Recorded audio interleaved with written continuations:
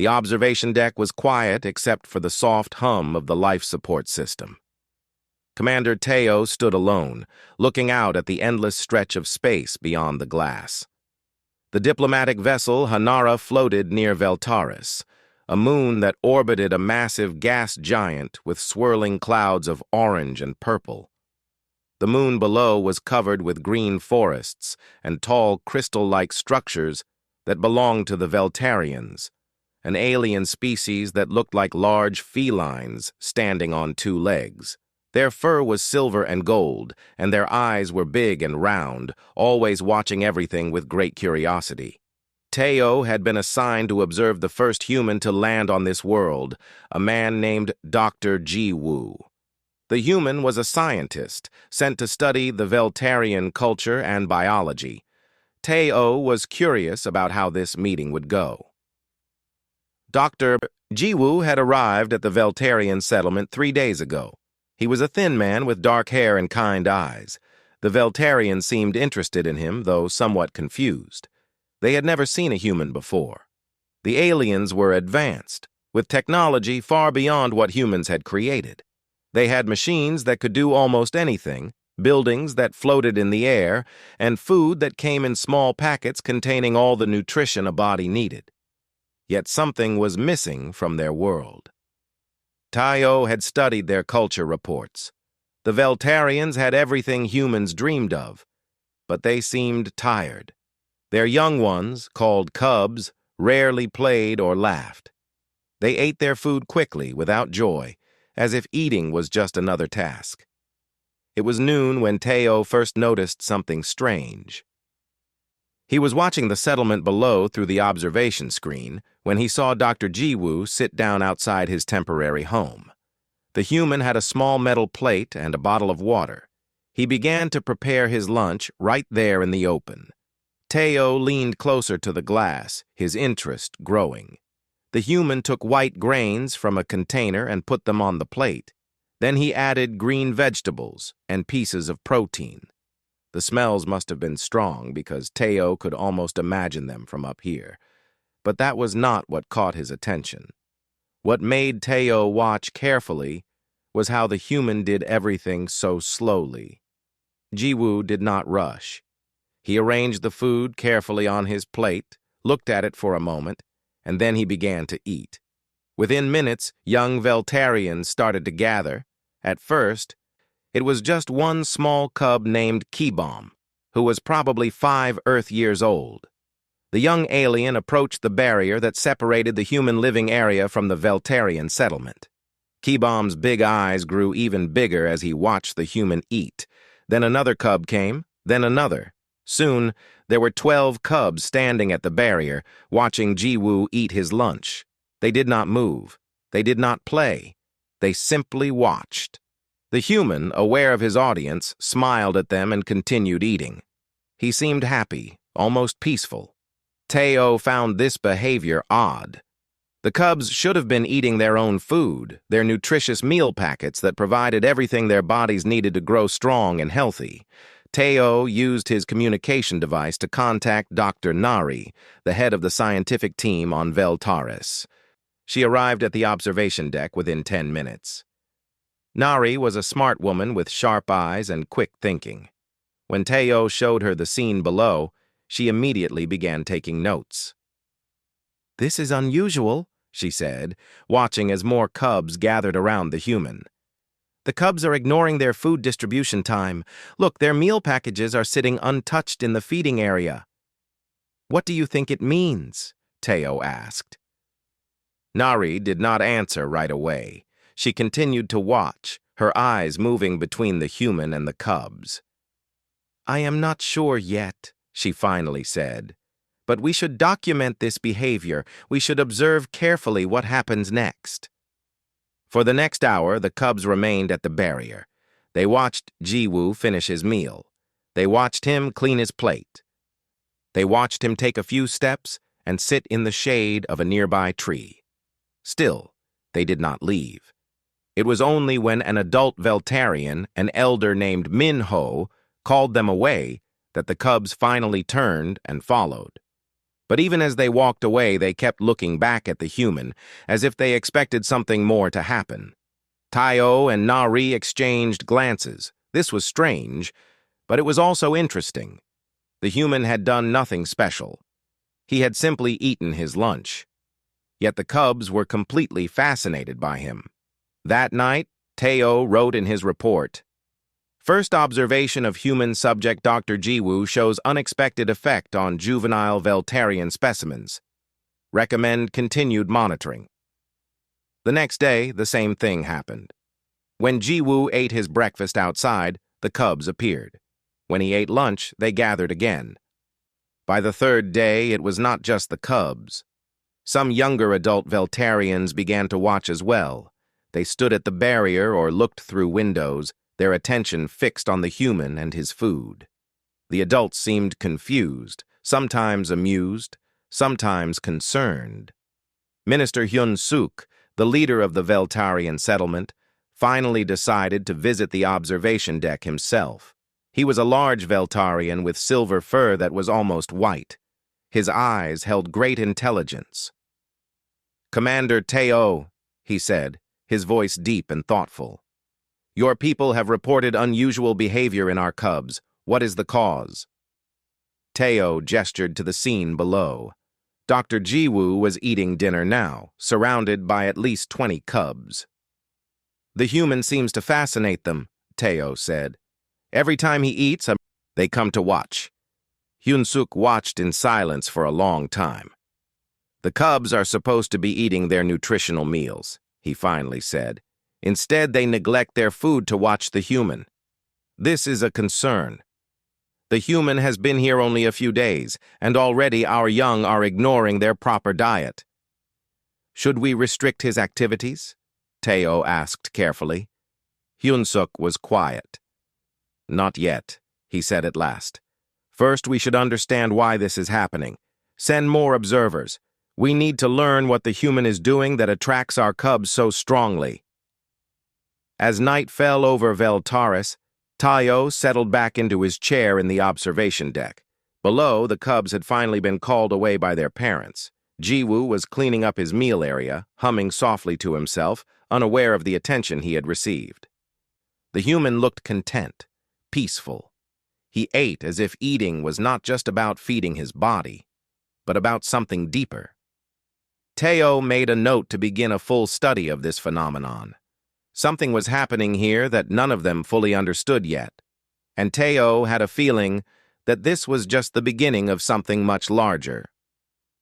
2 weeks had passed since Dr. Jiwoo arrived on Veltaris, and the strange behavior of the cubs was only getting worse. Every single day, without fail, the young Veltarians would abandon their meals to watch the human eat. The adults of the settlement were becoming increasingly worried. Dr. Nari had set up formal observation stations and was conducting careful experiments to understand what was happening. She filled her notes with questions that had no answers yet. The first experiment was simple. Nari placed a plate of human food near the barrier where the cubs usually gathered, but without the human present. She wanted to see if the cubs would eat the food just because it was there. They did not. They sniffed at it, made confused sounds, and walked away. When Jiwoo himself was not eating, the food meant nothing to them. So it was not simply the appearance or smell of the food that interested them.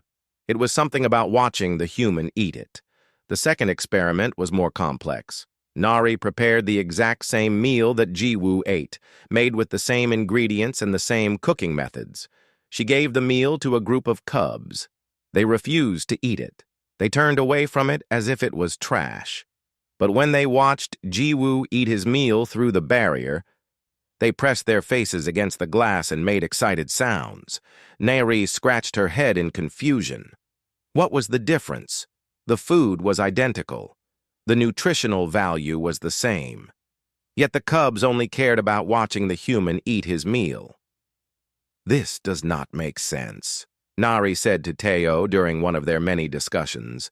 They were in the laboratory looking at screens filled with data from the observation cameras. The cubs are becoming malnourished. Their energy levels are dropping. Their parents are giving them their nutrient packets, but the cubs are refusing them. They only want to watch the human eat. Teo leaned back in his chair, thinking hard. Perhaps the human represents something they are missing, he said slowly. Something that their prepared meals do not provide. But what? Nari asked, frustrated. Our food is perfect. It contains everything a growing Veltarian needs. Minerals, proteins, energy sources. It is scientifically superior to human food. Yet the cubs ignore it. The situation was becoming serious. The parents of the cubs began to complain. One mother named Hei-Wan came to Minister Hyun-suk with her sick-looking son. The cub's fur had lost its shine. His eyes were tired. My child will not eat, she told the minister, her voice full of worry. Every day he sits at the barrier and watches the human. He refuses his meals. He is becoming weak. If this continues, he will become very ill. Hyun-suk listened carefully. He knew that many other families had the same problem. Almost all the cubs in the settlement were showing the same behavior. They would not eat properly. They were becoming weaker. The adults began to argue about what to do. Some wanted to remove Dr. Ji-woo from the settlement. They believed the human was causing harm, even if by accident. Others, however, wanted to understand the problem before taking action. An older Veltarian named Min-ho, who was a scientist and a respected voice in the community, spoke up during a settlement gathering. We should not banish the human without understanding what is happening, Min-ho said. His voice was calm and wise. Our cubs are attracted to something about him. Let us discover what that something is. Then we can decide if it is truly dangerous or if it is something we can learn from. Not everyone agreed with Min-ho. Director Park Jun, who was in charge of the Biological Optimization Council, spoke against him. The human is a contamination, Park Jun said, his voice harsh and angry. Our cubs are biologically superior. They should not need anything other than what we have provided them. This obsession with the human is weakness. We must remove him before it spreads further. But Hyun-suk sided with Min-ho. The minister decided to give Nari more time to study the situation. However, he also made a rule. Dr. Ji-woo would be kept in a restricted area. The cubs could observe him, but there could be no physical contact. This way, the settlement could continue to study the phenomenon while keeping the risk controlled. Ji-woo himself was confused by all the attention. He did not understand why his simple act of eating was causing so much interest and, apparently, some concern. When Nari finally explained the situation to him, the human scientist was shocked.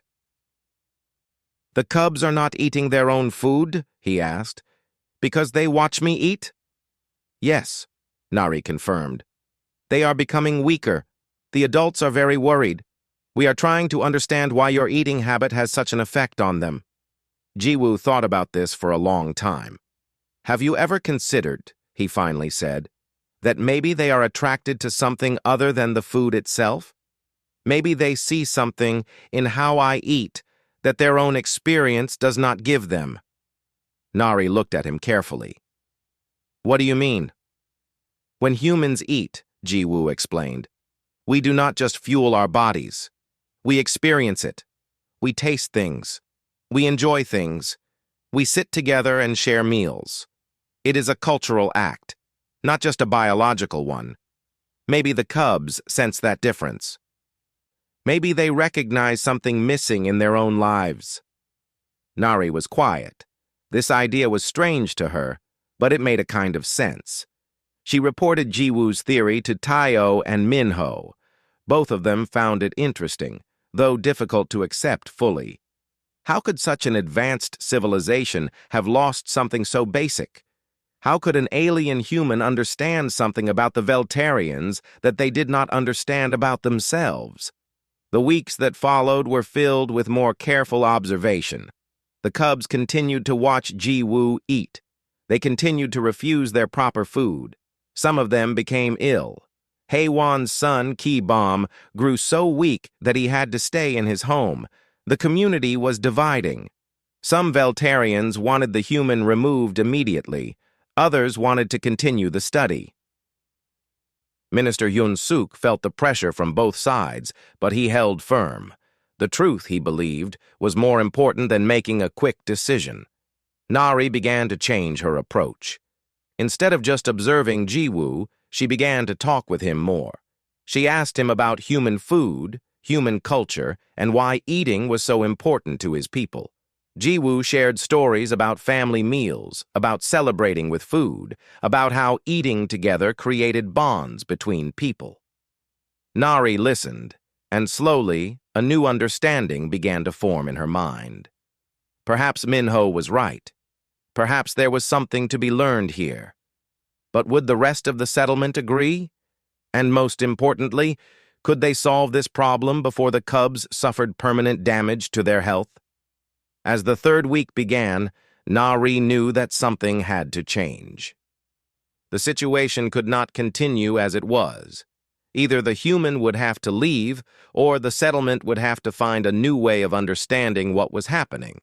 The choice would shape the future of Veltaris in ways no one could yet predict. Dr. Jiwoo sat alone in his quarters, staring at his evening meal. A bowl of rice, steamed vegetables, and seasoned fish lay before him on a simple metal tray. The food was not fancy or special. It was just something he had prepared for himself because he was hungry. But every evening, the same thing happened. The cubs would gather at the barrier and they would watch him eat. Now, after understanding the situation better, Jiwoo began to think deeply about why this was happening. He remembered reading about the history of human civilization. Humans had always been different from other animals. They did not just eat to survive. They created rituals around food. They cooked meals together. They celebrated important moments with special dishes. A birthday had a cake. A success had a dinner with friends. Sadness was sometimes eased by comfort food shared with family. Eating was not just a physical act for humans. It was connected to emotions, to memories, to relationships, and to culture. It was an act of consciousness. Jiwoo began to observe the Veltarians more carefully. He watched how they ate their meals.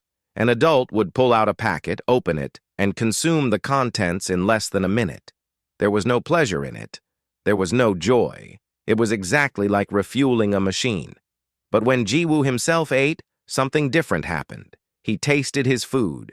He noticed if the rice was too salty or the vegetables were tender. He paused between bites. Sometimes he smiled. Sometimes he made a small sound of satisfaction. He was experiencing his meal, not just consuming it. This must be what the cubs sense, Jiwoo realized. They were young. Their minds were still developing. Even in an advanced society, young minds search for meaning. The cubs were looking at him and seeing something their own experience had never shown them.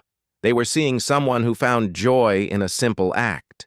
Someone who treated a basic function like eating as something worthy of attention and care. The next morning, Jiwoo did something different. He prepared his breakfast slowly, very slowly. He took a handful of dry rice and looked at each grain before cooking it. He smelled the herbs before adding them to the pot. When the meal was ready, he sat down outside where the cubs could see him clearly. Then, deliberately, he began to eat with complete attention. He chewed carefully. He put his spoon down between bites. He looked at the food in his bowl with genuine interest. He made small sounds of satisfaction. "Delicious," he said out loud, even though no one could hear him. "This is really good." It was the most exaggerated performance he had ever done. But he was making a point, at least for himself. He was showing how eating could be more than just putting food in your mouth. Within minutes, the cubs had gathered.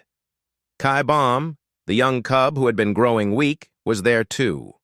The boy looked tired, his beautiful silver fur dull and lifeless, but his eyes were bright with interest as he watched Jiwoo. Other cubs pressed close to the barrier, their full attention on the human. Jiwoo continued eating slowly.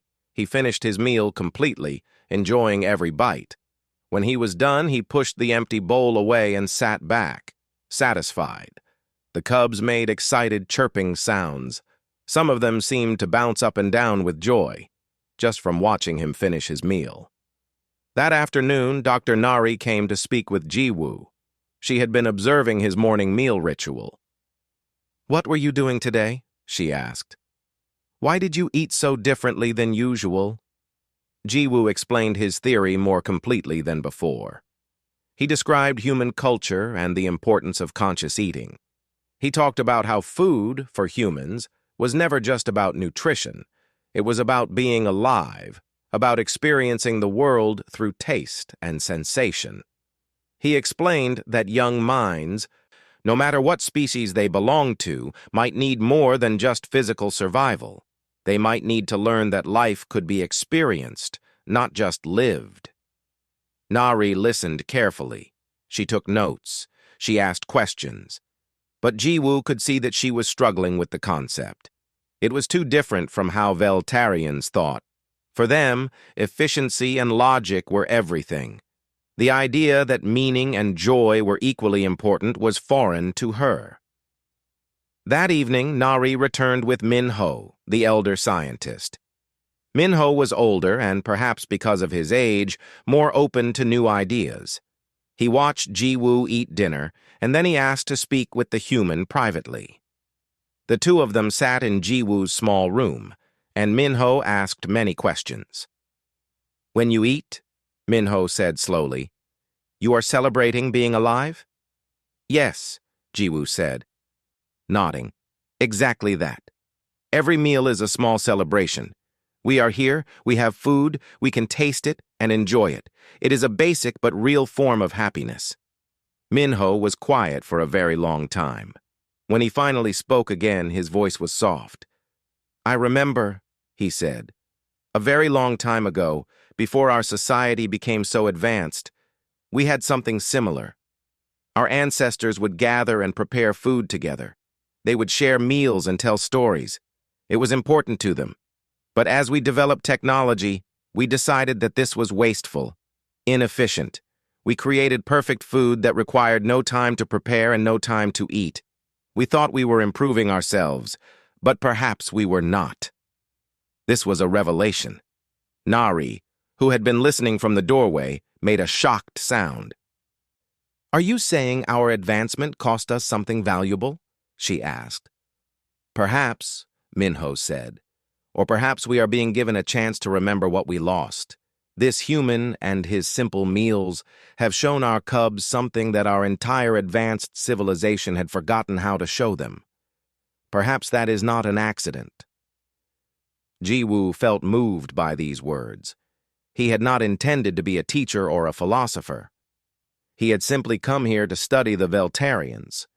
But somehow, through the simple act of eating mindfully, he had triggered something in this alien society.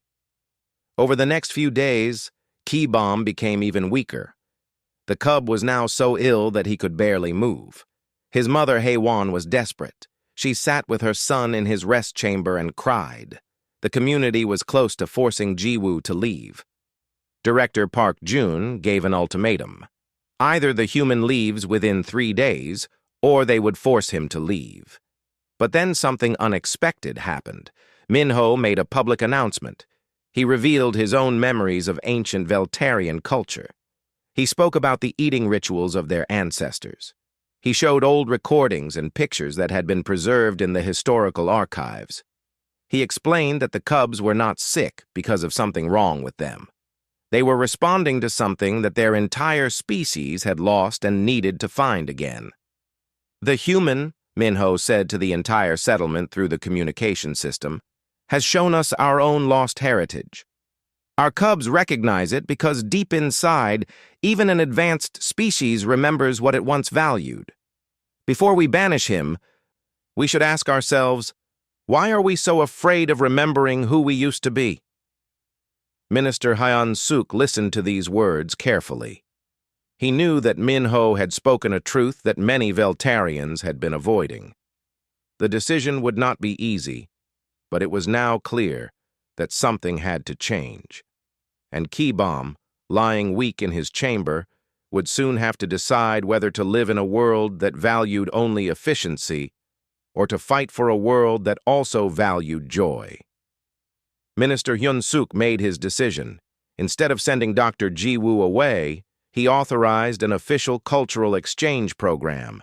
The human would be allowed to teach the cubs about food, eating, and the rituals surrounding meals. It was a bold choice, and not everyone in the settlement agreed with it. But Hyun-suk believed that sometimes the right decision was not the easy one. Keybomb was the first cub to formally join the program. The young alien was still weak, but when his mother told him that he would be able to learn directly from Dr. Ji-woo, his eyes became bright with hope and energy. On the first day of lessons, Keybomb walked slowly to the special teaching area that had been set up for the human and his students. Other cubs followed. Some were there because they were curious about food. Others were there because their parents hoped that understanding the humans' strange eating habits would help them understand their own children. Ji-woo had prepared a simple lesson for his first class. He had gathered different ingredients: grains, vegetables, fruits, proteins, and various seasonings and spices. He spread them out on a large table so all the cubs could see them clearly. "Look at all these things," he said, his voice warm and welcoming. "These are not just food. Each one of them has a story. Each one comes from somewhere. Each one tastes different. Each one can make us feel something." The cubs leaned forward with great interest. Keybomb especially was fascinated. He had never seen food like this. His entire life, food had come to him in prepared packets. He had never seen a grain of rice before it was cooked. He had never smelled fresh herbs. He had never known that food could be so many different colors and shapes. Ji-woo picked up a small red fruit. "This is called a tomato," he said. "It grows on a plant in the ground. When I bite into it, it tastes sweet and a little bit sour. The juice comes into my mouth and it feels fresh and alive." He bit into the tomato and made a satisfied sound. The juice dripped down his chin a little bit, and he laughed at himself.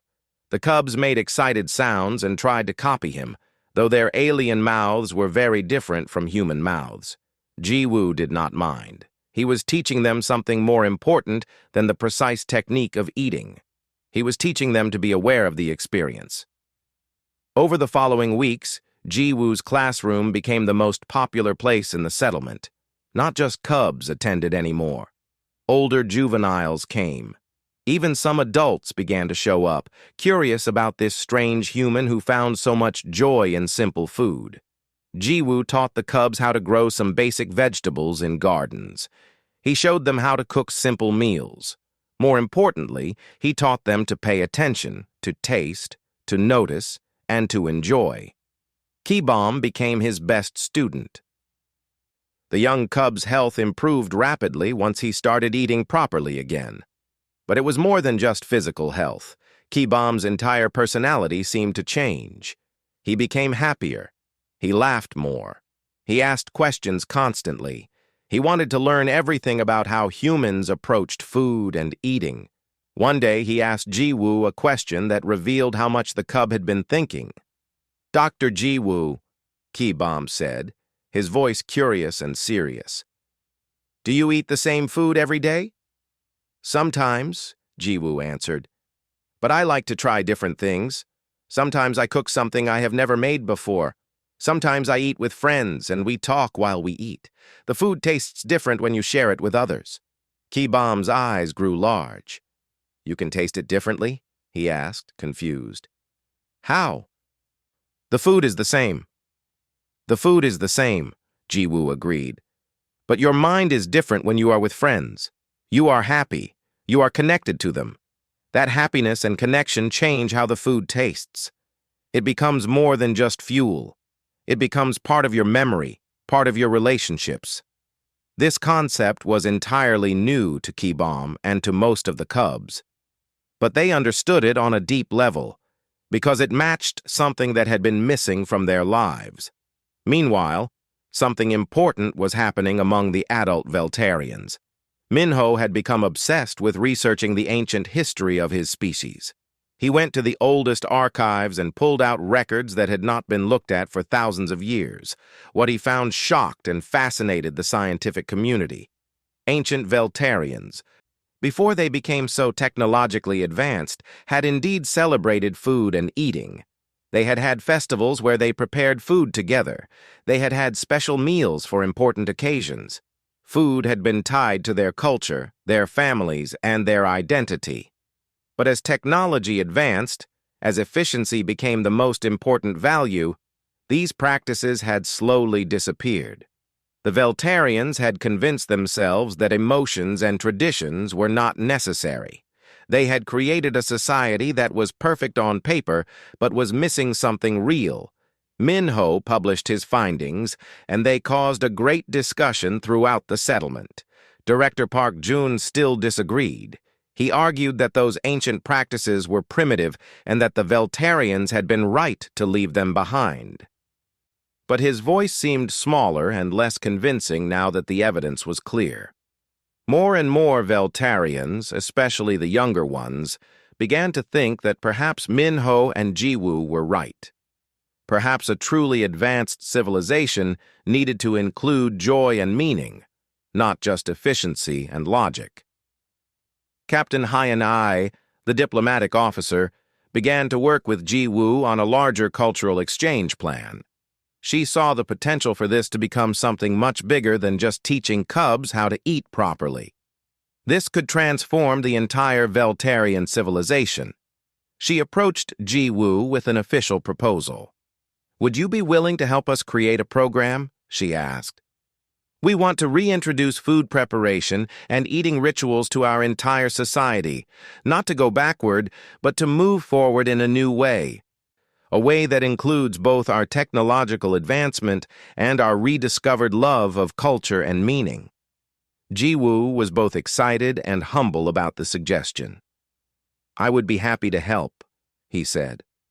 "But this has to come from you. I can teach, but your people have to decide for yourselves what you want your future to look like." And so began the next phase. Minister Hyun-suk announced the Heritage Gardens initiative. Veltarians would begin growing food again, not through advanced machines but by hand, in soil, under the sun. They would prepare meals together as families and as communities. They would create new traditions that honored both their technological capability and their emotional needs. It was a decision that would change Veltaris forever. The human had not invaded with weapons or forced his culture on the aliens. He had simply eaten his lunch, and in that simple act, he had shown an entire civilization that there was more to being alive than just surviving. He had given them permission to remember and to hope and to grow. Not everyone in the Veltarian settlement was happy about the changes happening around them.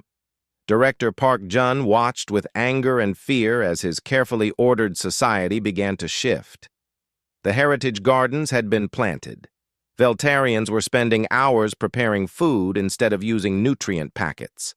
Families were gathering together to eat, talking and laughing while they ate. To Park Jun, this was disaster. It was waste. It was stepping backward instead of forward. Park Jun controlled the Biological Optimization Council, a powerful group that had shaped much of Veltarian policy for the past 100 years. The council's goal had always been to make society as efficient and perfect as possible. Emotions, traditions, and culture were seen as complications that slowed progress. Now, watching the human influence spread through the settlement, Park Jun decided to act. He called an emergency meeting of the council. "This is contamination," he said, his voice hard and angry. "The human has introduced inefficiency into our society. Our cubs are spending time preparing food that could be created perfectly in a laboratory. Our adults are wasting hours on meaningless rituals. We are becoming weak. We are becoming like primitive species." The other council members listened, but their reactions were mixed. Some agreed with Park Jun. Others were less certain. One council member named Tai-O who was not related to the humans observer but shared the same name, spoke up. But the data shows that the cubs are healthier and more mentally developed since they started participating in food preparation, Teo said, looking at his records. Their cognitive scores are higher. Their emotional stability has improved. Their creativity and problem-solving abilities have increased. These metrics are meaningless. Park Jun dismissed the information with a wave. What matters is efficiency. What matters is that we maintain our position as the most advanced species in this region. If we allow culture and emotion to take over, we will fall behind other civilizations. We will fail. Park Jun made his move. He went directly to Minister Hyun Suk and demanded that the cultural exchange program be stopped. He presented arguments about biological optimization and the dangers of introducing human influence into Veltarian society. He demanded that Dr. Ji Woo be removed from the settlement immediately. But Minister Hyun Suk did not agree. The program continues, he said firmly. The evidence shows positive results. Our society is not falling apart, Director. It is becoming more complete. A civilization that only values efficiency is incomplete. We need both. This decision angered Park Jun greatly. He went to the Biological Optimization Council and declared that he would work to stop the program by any means necessary. He began to spread fear among the adult population. Your cubs are being made weak, he told them. The human is introducing inferior values into our society. If this continues, we will lose our strength. We will lose our position. Some Veltarians listened to him, but many did not. The truth was that the changes were making people happy. Even the efficiency-focused adults could see that their families were closer now.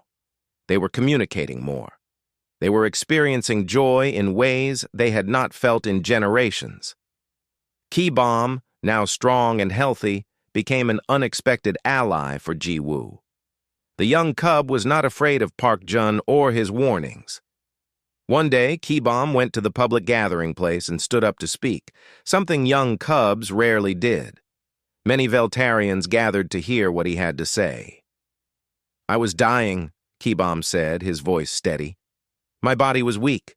My spirit was weak. I refused to eat my food packets because something inside me knew they were not enough. Then Dr. Ji Woo came, and he showed us that eating could be more than just refueling our bodies. He showed us that we could experience joy in simple things. I am alive now, truly alive, not just existing. Director Park Jun says this is weakness, but I say it is the opposite. I am stronger than I have ever been. Ki-Bomb's words moved many hearts. Other cubs spoke up, describing how learning to prepare and enjoy food had changed them. They were doing better in school. They were more creative. They were happier. They were not weak. They were alive. Min Ho, the elder scientist, made a powerful speech to the entire settlement. He brought ancient recordings and images showing how happy their ancestors had been. He showed how the first great advances in Veltarian civilization had come not from pure efficiency, but from the combination of logical thinking and cultural creativity. We did not have to choose between advancement and joy, Min Ho said. Our ancestors understood that a truly advanced civilization celebrates both. We had simply forgotten. The human has reminded us. Director Park Jun tried to counter these arguments with warnings about losing efficiency and strength. But his message was falling on deaf ears.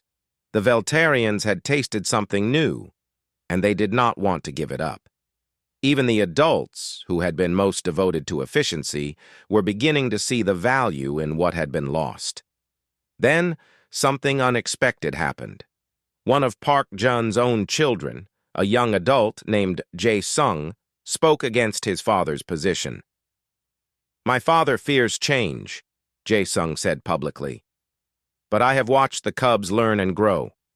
I have tasted food prepared with care instead of created in a laboratory. I have sat with my family at meals and felt connection.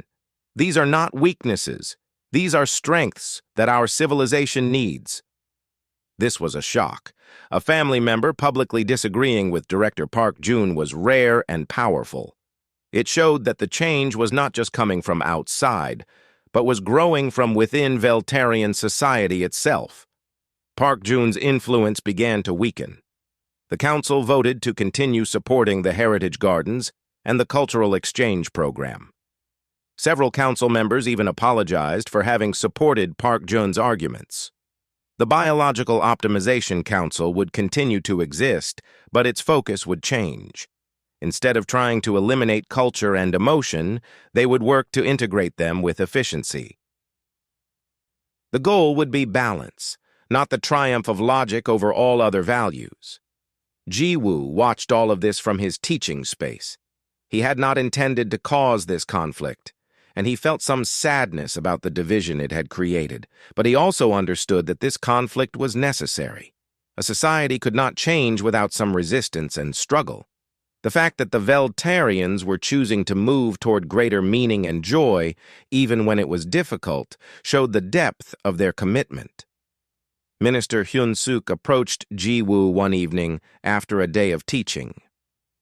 "You have given us a great gift," the minister said. "Not just a new way of eating, but a new way of thinking about ourselves. You have shown us that advancement does not mean abandoning what makes us alive." Ji-woo smiled humbly. "I just ate my lunch," he said simply. "Your cubs noticed. Your people thought about it. You decided to change. That came from you, not from me." "Perhaps," Hyun-suk agreed, "but sometimes we need to see our own truth reflected in someone else's eyes before we can believe it. Thank you for showing us who we could become." As the sun set over Veltaris that evening, Ji-woo sat outside and shared a meal with Ki-Bomb and several other cubs. They laughed together. They tasted the food. They experienced the moment fully. And for the first time in generations, the Veltarians were learning what it meant to truly live, not just to exist.